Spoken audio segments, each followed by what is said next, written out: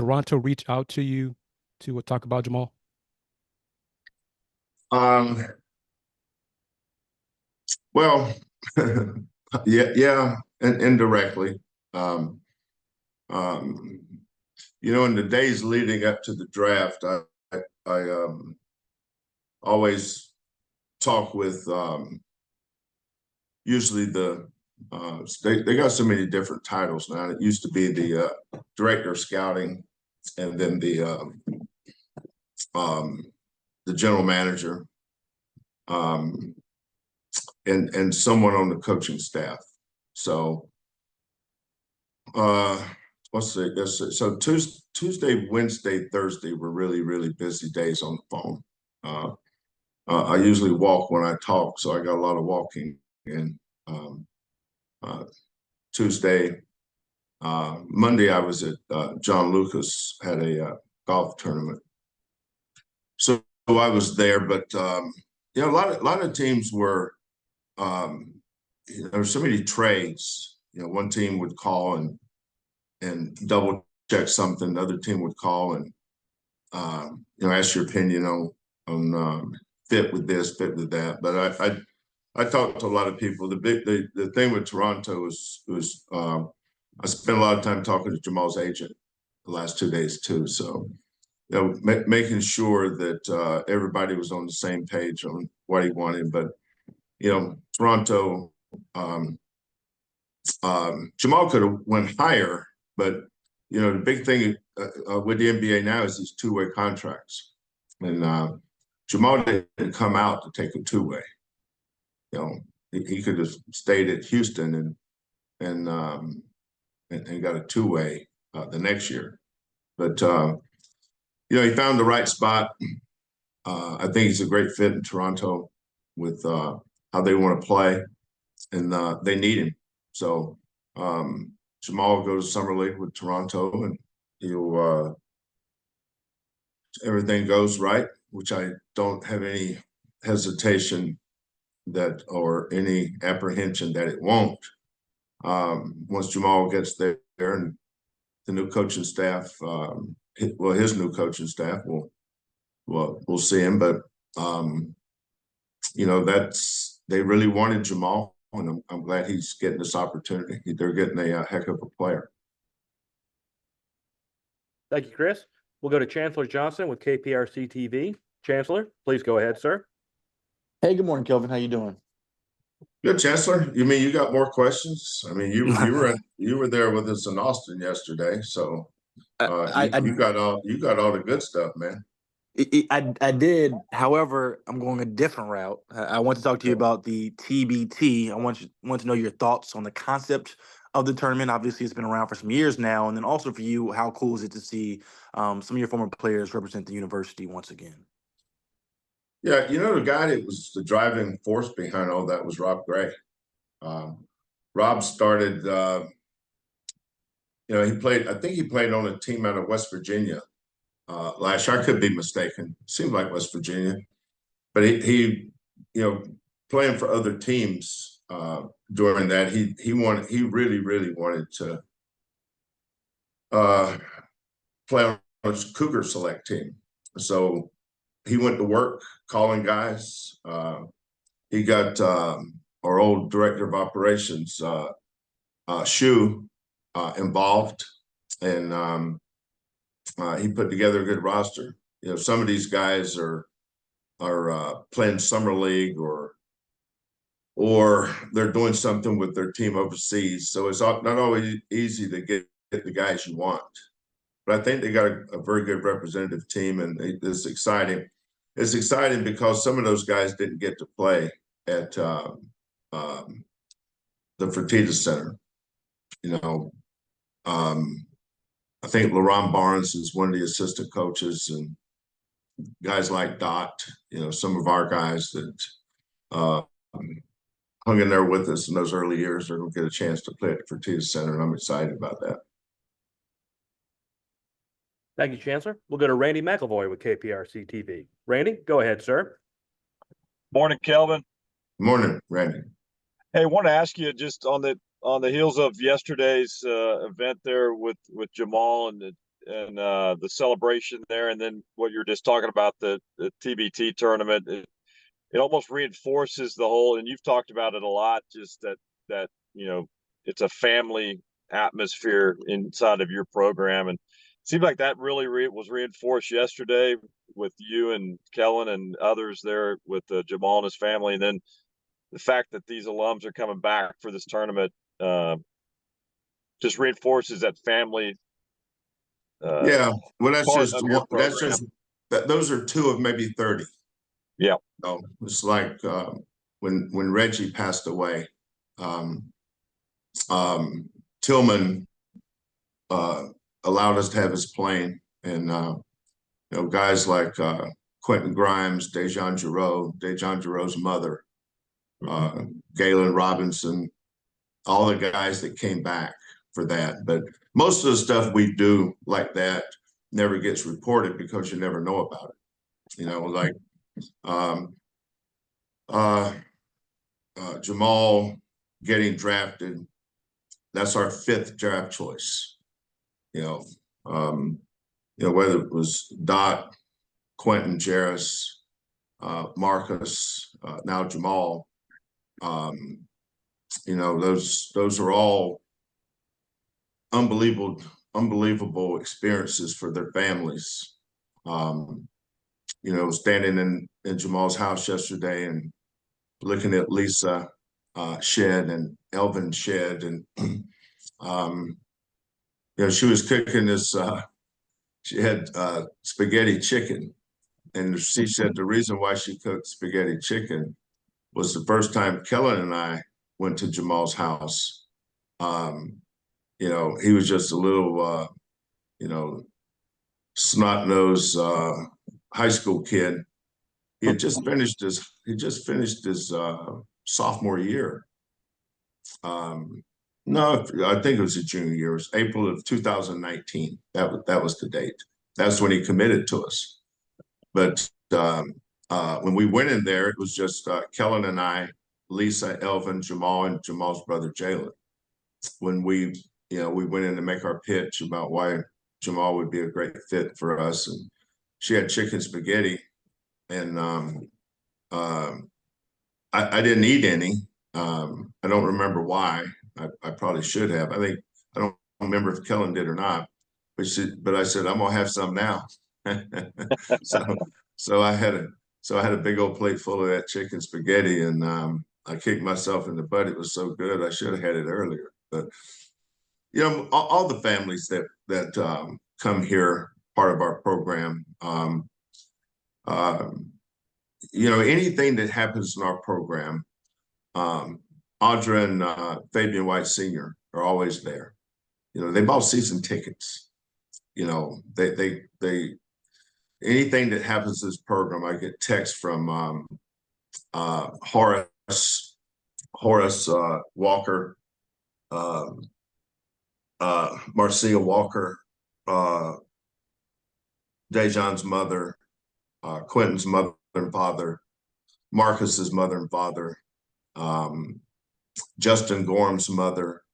They just, when something happens, you can always rest assured that all the parents of the kids that played here, you hear from them, and that's what makes this program unique. Yesterday, we made the decision to rent a van, and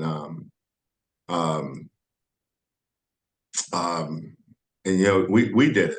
We rented a van for our kids to go over there, and I know how close Jamal was to last year's team, but you look there and there's Mercy Miller and Chase McCarty and Milos Uzan, new guys, but didn't matter to Jamal. They were welcome into that house like they're part of the family, because they are now. Once you become part of this program, you're part of this brotherhood forever. Thanks, Kelvin. We'll go to Chris Baldwin with Paper City, Houston. Chris, please go ahead, sir. Hey, Kelvin. Hey, Chris. Hey, there's been a lot of talk about this starters you have returning, but Malik is coming back as well. where do you know, how do you see where he's developed, and what do you expect from him his, fifth year coming up in college? Yeah, all our seniors always take a big jump. Um, I was watching, I watch him play a lot. Uh, um, I'm really careful with my voice during the summer. I like to watch. If I see him doing things that I don't like, obviously I'll say something. But part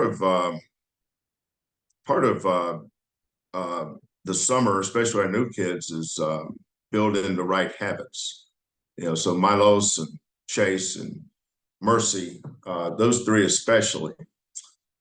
Like this morning, Fridays, we always have Thursdays and Fridays are huge days in the summer because those are Thursdays are no turnover Thursdays, and Fridays are team workouts where they get to hear my voice strongly for that one day.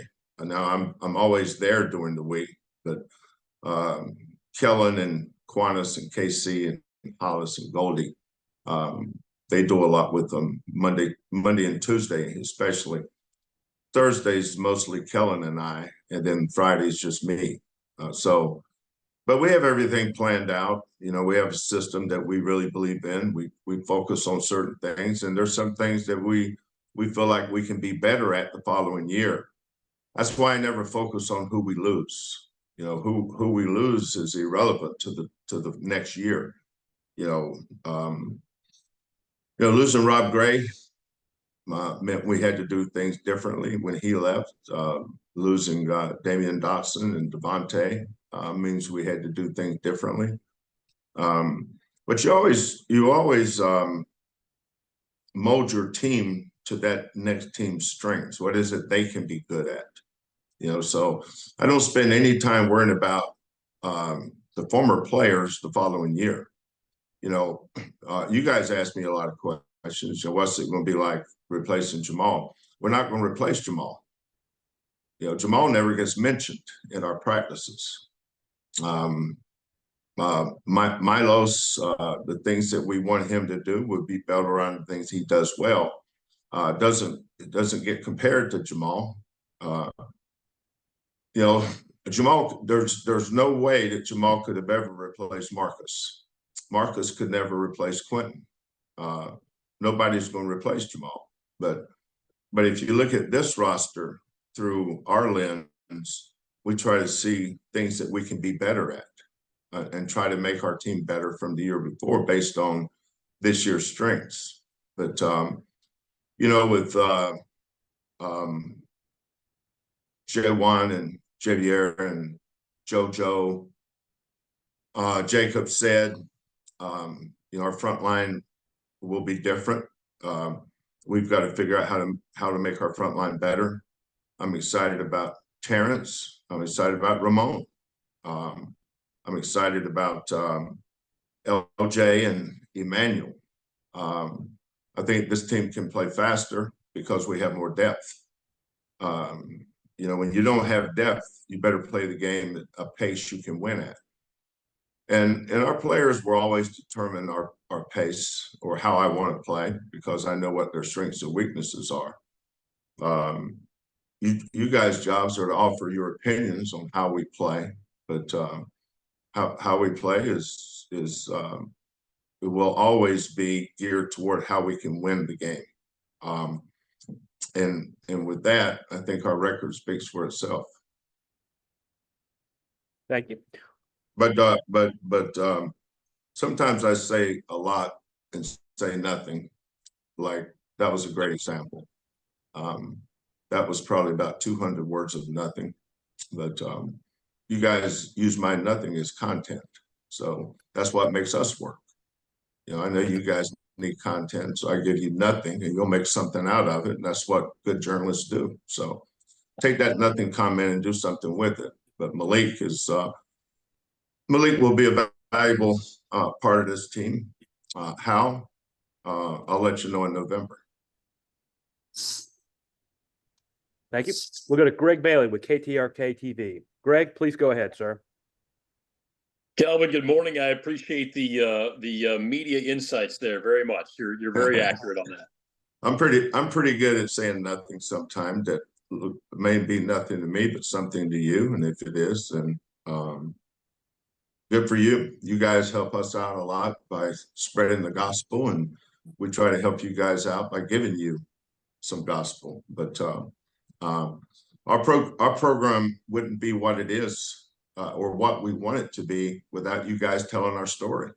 And that's why I enjoy talking to you, not from my perspective, but from our program perspective. You know, I'm not a mouthpiece or a voice for me. I'm a mouthpiece and a voice for our program. Coach, we appreciate it all the time as well. You guys are obviously in a transition, looking for an athletic director. In your mind, what are the qualities that the next athletic director of the University of Houston needs to have? Well, the powers that be usually focus on money, fundraising, as they should. You know, with some of the measures that's been dumped on these universities from the NCAA, either you know, some of it is born out of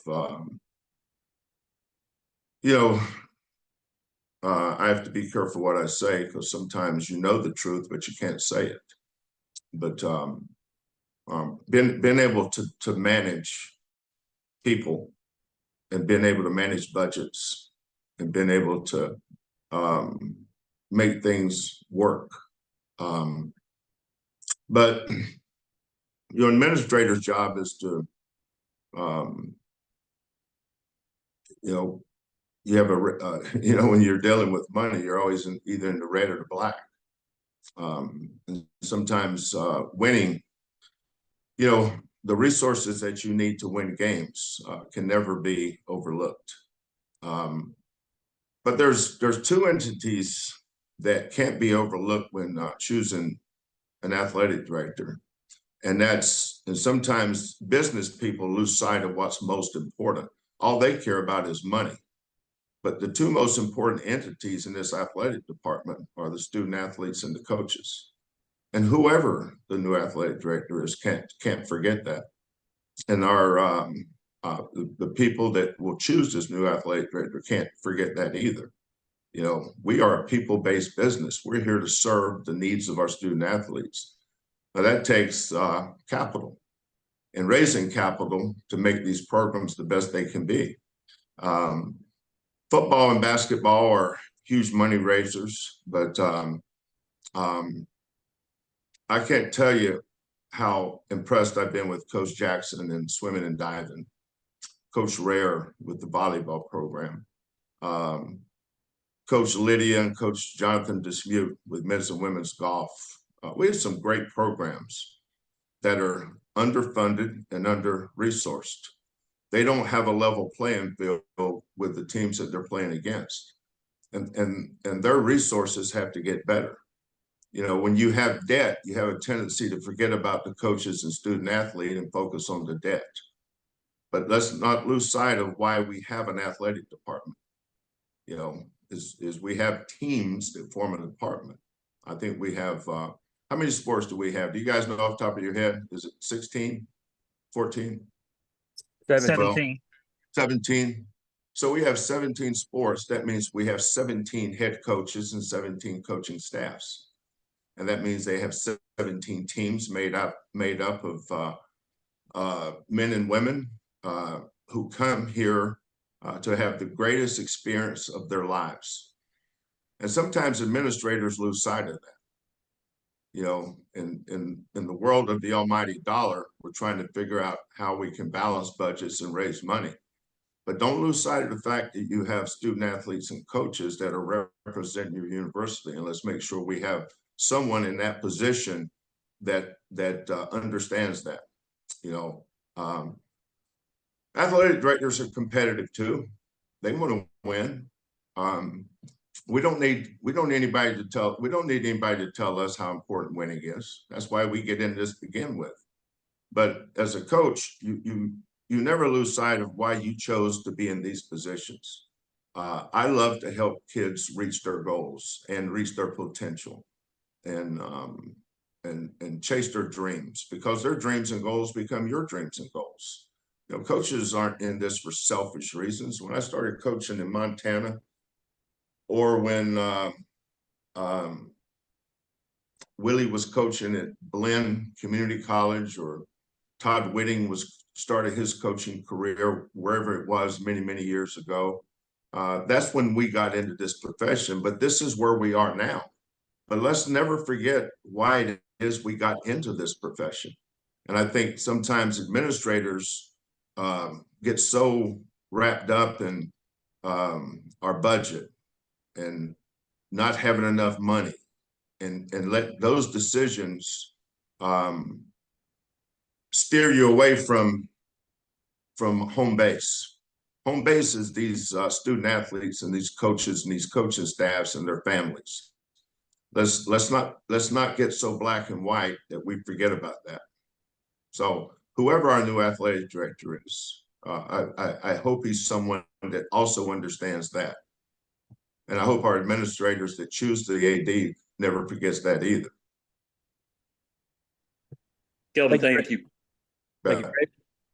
We'll go back to Chris Baldwin, please. Chris, go ahead. Kelvin, Cordell, breaking both his wrists last year.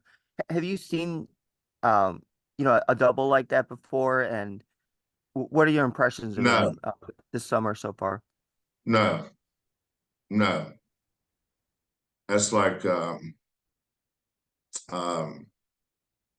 a Volkswagen, and you get in there and it's a 5-speed with no clutch. It's called a lemon. How are you going to show up with 2 broken wrists? I mean, at some point, didn't you know that you broke your wrist? I asked his father about it, and his father's first response was, "Oh, so that's why he struggled at the free throw line last year." Damnedest thing I'd ever seen. But it also shows you how tough Cordell is. Cordell's a tough kid. He flies around, does a lot of things, but playing time for any team is a competition, and not everybody's going to play. It's amazing how some people spend more time talking about the kids that don't play versus the kids that do play. If they're not playing, there's a reason why. I'm at practice every day. I get to see the reason why, then I make the choices accordingly. So Cordell is in a competition, as is Malik, as is Mercy, Chase, LJ, Emmanuel. They're all in competition. Some will play and some won't. And the ones that don't play will understand why, because I'll make sure I tell them. So I'm looking forward to the next 4-week summer session that we get to work with our kids. Today, we just finished our last, today is June 28th. The thing that resonates with me most on June 28th is my youngest sister's birthday. She turned 67 years old today. So when I called her to wish her happy birthday, I said, Suzanne, I told you a long time ago that you're gaining on me. I used to be big brother and baby sister. Now I'm 68 and you're 67. How did that happen? So she got a kick out of that. Then she started to remind me that I'll be 69 in a few months. So don't come up here with that 1 year difference. But today was the last day of our 4-week orientation, initiation, getting kids smeared with our Cougar culture, putting some eye black on them, smearing their face with grease, throwing on their combat boots and elbow pads and work belt, all that stuff. And it's always good to see them. I was, we had a really intense, spirited, great workout this morning, and it's a blessing to have kids like J1 and Emmanuel, JVR, so many veterans, LJ, Malik, Terrence, Ramon, guys that know exactly what it is that we expect and require, and they lead the way, and it gives those other guys something to follow. It gives them a blueprint, and I never not appreciate that. I'm blessed with great kids. I can already tell this team is going to be a very tight team with great chemistry. And they're working to be what we want them to be. They're nowhere near what they're going to be in November and December, but the journey, the process of getting there is something that I always enjoy. Got time for a couple more questions. We'll go to Manav Gupta from the Cougar, please. Manav, go ahead, sir. Hey, Coach. Good morning. Morning, Manav. You had mentioned you had talked with the Raptors, but what are the Raptors coaching staff, I guess, getting in a guy like Jamal based on, your coaching experience with him over the years? Well, it didn't matter what team Jamal went to, Manav. They're all going to get the same guy. If the Lakers had drafted him, Charlotte, I tell these guys, the team that you start with is not the team that you're going to stay on. It's your first team. I knew 2 weeks ago that Quentin was going to go to Dallas. He wasn't going to go back to Detroit. We talked about that last week, going to Dallas. And that's his third team. Think about it. He's already his third team. Dallas won't be his last team. I have Anthony Goldwire talk to these guys sometime about this NBA thing. I think Anthony played for 10 different teams, but that's your career. This isn't Alice in Wonderland. It's a job and it's a career, but you have to stay true to your roots. Jamal is who he is, but now it will be his job. And the NBA staffs are awesome. One of the things I loved about working with Kevin McHale and Chris Finch and JB Becker's staff was, we get to sit around all day and throw stuff against the wall to see if it worked. There's no such thing as a bad idea, and I've thrown some dumb stuff up there that I tried to make work, but I saw that it didn't. So you move on. But with Jamal, I think the thing that all of our NBA guys that come through here that play in the league have to adjust is that everything that they learn from me, execution-wise or technically, is over. Just make sure you keep your attitude and effort at the level it needs to be at and be a great teammate. Those coaches will give you new terminology. They'll have different philosophies on how they want to guard pick and rolls. They have a different philosophy on transition defense or defending pin downs or defending the post. They don't do it the way we do it here. So I tell them, make sure you open your mind, listen and follow instructions, pay attention, and do it exactly the way that they teach it. Because they're right. That is their way. You can't go there and say, well, that's not the way we did it at Houston. They don't care about that. They only care about the way they do it, and they're right. Whoever your coach is, he is right. But you just make sure you carry that Cougar culture with you. Your attitude and your effort and being a great teammate, those three things matter. Jamal will carry those three things with him, I have no doubt, just like Quentin and Marcus and Jarris and Dot, all those guys. And we'll have some guys on this team that will make it to the NBA eventually, someday, hopefully. They keep working hard and improving, and they'll have a chance too. But Toronto's fans will appreciate him. That's a great city. When I was coaching with the Canadian senior national team, that's where we based out of, was Toronto. I told Jamal to take advantage of the street food. They got 5-star restaurants like they do in Mexico City, and those food trucks. Those things are big time. Time for a couple more questions. First one will go to Randy McElvoy, and then the last one will go to Chris Gardner. Randy, please go ahead, sir. Hey, Kelvin, I have one follow-up on the question a few minutes ago regarding the AD search and everything like that.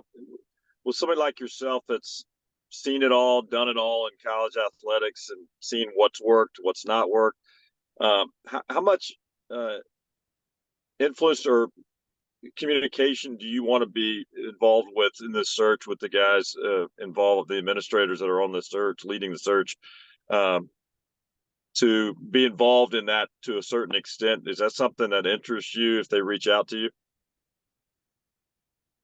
Well, I'm on my fourth athletic director, and I'm on my fifth football coach. And they've all been different. They've all been really good in their own way. You know, Mac was good at the things he was good at. So was Hunter. I guess, yeah. And so was Chris. Chris had great strengths. Mac had great strengths. Hunter had great strengths. And I don't think there's a blueprint for how to be a great athletic director. I think I've worked for 11 or 12, you know, but I've always put administrators in two categories. And to me, there's no gray area. They're either facilitators or inhibitors, period. That's it. You know, I had one of my athletic directors I worked for at Oklahoma was named Donnie Duncan. He's the guy that hired me at OU back in 1994. And I would go to him with stuff and he'd say, Coach, you're a prisoner of every yes. So I'm not going to say yes, but if it's important to you, then let's try to figure out how to do it. Let's figure it out. That's something that stuck with me about what a great AD does. He tries to figure it out.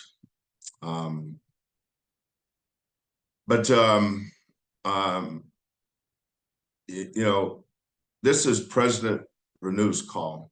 I know Tillman and Renew talk a lot, and they'll get together. And I don't have any doubt that they'll hire a great AD because we have to have one. I think this is critical. This may be the most important hire of her tenure because of where we were 5 years ago, 3 years ago, and where we are now and where we're headed. You know, every athletic department across the country is struggling. It's not just Houston. Don't think we're in a vacuum. I think the hardest job on a college campus is the president and the AD. It's almost an impossible job. You know, I mean, in today's, because they're getting stuff dumped on them that they didn't ask for, and they're having to do it. But I'll say this: if I was an incoming athletic director, I would want to be the athletic director at Houston because of the ceiling and the resources we have here in our city. You know, we don't have a low ceiling here. You know, some of the schools have low ceilings because of the town and the opportunities for money raising or fundraising or new revenue streams that those cities will provide. We're in Houston. I think there's a whole new frontier out there for us to explore. You know, we need a little. We need Lewis and Clark. We need somebody to go where we haven't been. We need to explore. We need new ideas. We need, and we have it. We have it here. You know, I remember what this basketball program looked like in 2014. You know, people that's just jumped on our bandwagon the last 2 years, they don't remember where we came from. So they'll get spoiled when it goes sideways a little bit, which inevitably all programs do. But I won't. I remember April of 2014. When this athletic director comes in, whoever he may be, he'll remember June or July or August, whenever it happens, of 2024. But It's a tough job. Being an athletic director is a tough job. It's one of those jobs that nobody understands the difficulty of it. If you're on the outside looking in, you have no idea how hard it is to be an athletic director today on a college campus with all the mandates. And think about it. We just went from the American Athletic Conference to the Big 12. It's like scaling a business. If you're scaling a business, the first thing you've got to do is spend money. And sometimes you have to spend money you don't have. Because one day, to make it to where we need to go, what we need more than anything else is money. Now, these schools that have been in the Big 12, they've got 30 years of reserves. We don't have that, but we still have to spend the money that they're spending, but we can't. And that's why our programs are so underfunded and under-resourced. And the only reason why is I don't think it's the fault of any one person. It's because we don't have any money. You think about all the schools that joined the Big 12 in 1997. Whatever the media rights contract was that each athletic department got from their TV deals starting in 97, that thing has escalated every year to 2024. So they've taken that money, and I'm sure they built huge reserves. And, you think about the decades, 97 to 07 to 17. Now we're closing in on 27. Every year they're getting between, let's say, 30 and 40 million. And I'm just throwing a number out there. Well, we haven't had any of that, yet we're on the same conference as they are. And people on the outside want us to be the same as them. It's going to take us a while. It's going to take us a while. But I have great faith in this city. The reason why I think University of Houston can be a power in the Big 12 is, number one, you better get the right person. And number two, we're in Houston, Texas, man. This city is popping. You can get stuff done here. But you got to go do it. But it's a great opportunity for somebody. Somebody's getting a great job. I don't care how bad it looks financially right now. I remember what it looked like in 2014. So it can get done. Better get the right person. Thank you. Our last question of the day will go back to Chris Gardner, please. Chris, go ahead. Coach, what are your thoughts on the Big 12's going to 20 conference games and how much, if any, impact did it have on you for non-conference scheduling this year? Well, it impacts everybody, but that's the way of the future. You don't have 16 teams and play 18 games. Can't do that, because no matter what you do, you're going to have an unbalanced schedule. I remember when I was in the Big 12 from 94 to 06, you had a North and the South. The South teams played everybody in the South twice. So we played Texas Tech, Texas A&M, Texas, Oklahoma State. Might be missing somebody. No, it was 6. So we played 5 teams. We played 5 teams twice. That's 10 games. And we played everybody in the North once. That was 6 games. So you had 16 game schedule. Where the imbalance came was which division was the strongest. Some years it was the South because you had Oklahoma in the top 15, Oklahoma State top 15, Texas top 15, and a lot of years Texas Tech would be. And some teams in the North, they weren't at the level of those teams in the South. Then sometimes in the North, you've got Kansas, who was always the face of the league. I mean, Kansas always. I mean, and they still are. And Kansas is the bell cow in this conference. Don't get it twisted. But Missouri with Norm Stewart and Quinn, the year we went to the Final Four, that's who we beat in the Elite Eight to go to the Final Four that year was Missouri. They had just beat UCLA and we had just beaten Arizona. But Ricardo Pat had some outstanding teams at Colorado. Tim Floyd and Larry Eustace were loaded at Iowa State. Kansas State's always had a great tradition and great fans there. So it was tough, but there was only 12 of us. That's why they call it the Big 12, right? There was 12 of us. And now I look around, I have to be reminded sometime what league Missouri's in. You know, the other day I made a mistake and said they were in the Big 10, but they're in the SEC.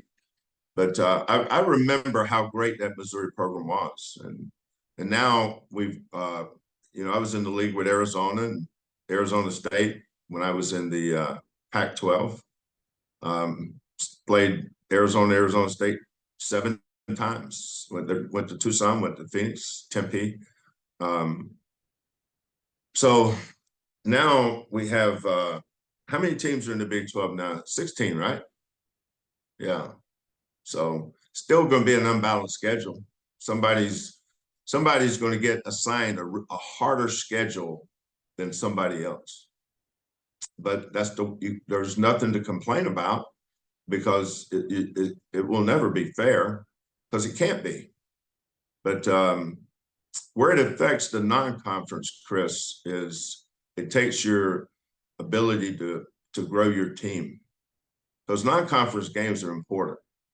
There's a reason why we scheduled the way we scheduled.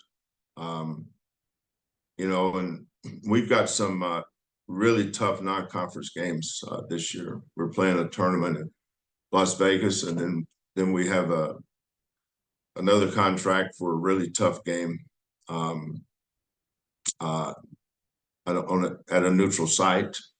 So 20, 23, 24, then we've got the Big East Big 12 Challenge, right? That's 25. So we have 25 of the allowable 31 that will be against Power 5, well, Power 4 teams. But you can't worry about that anymore. You know, everything's changed. When, you know, I've been doing my own schedule for a long time. But you can't do it the way you used to. That's the thing. If you're gonna succeed at this level, in this environment, in today's world, you better be. Not only had you understand how to adapt, but you got to do it today. You can't slowly adapt. I mean, you got to turn the page and say, "Let's go." It's here's what's happening. Now let's change with the times and don't complain about it. Just figure it out and go do it.